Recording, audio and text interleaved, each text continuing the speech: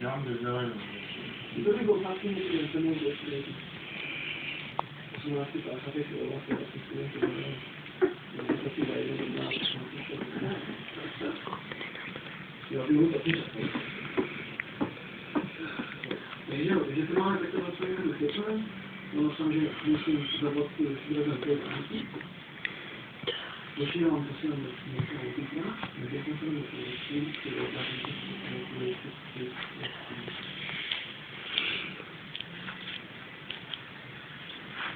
Tak si to zazdám, že to? Ale dělali si tam bordel, jo? Ještě já mám zase porušen.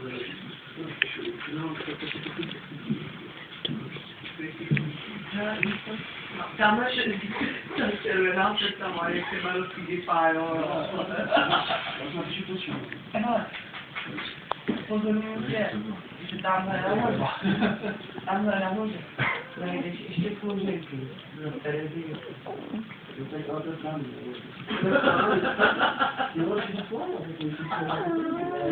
Nedělám. Víš, že vlastně, když si z toho nedělám srandu, poslouchej, zaplatila jsem pokutu jednou v životě. 2 stovky. Zaplatili jsme jí na místě. To jsem nezaplatila. A já říkám, já budu někdy dohledávat chodníky, to těch většinou zaplatila. No. To ještě exekutoři takhle nevyžívali. Ale řeknu ti, že kdyby šlo pak o něco jiného, no. Teď to nerozumím,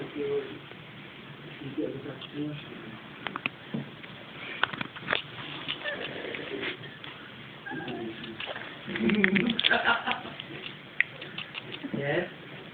Povídám, na aktuálně když si dopadnu, až by nějak to dopadne.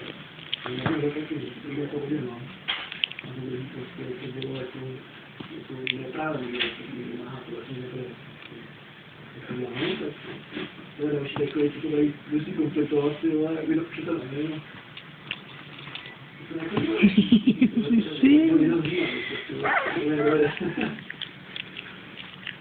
No, to je jako když jsem volala do té pojišťovny té ženský, tak říká, ty krávo debilní, kdyby jsme byla v Praze, tak ti tu prželský nakopat osobně. A najednou tu peníze byly. Čekal jsem na 4 měsíce, tyhle, za pojistku, debilní.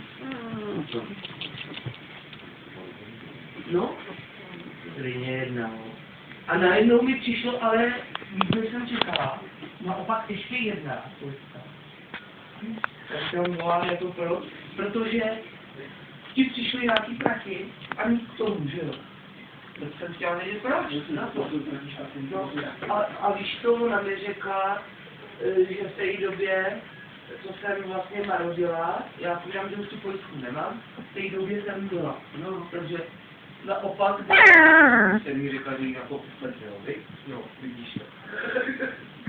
Ale my, už si mě přihazovali jako horký brambor, já to s tím nikdo nic nevěděl, nic toho.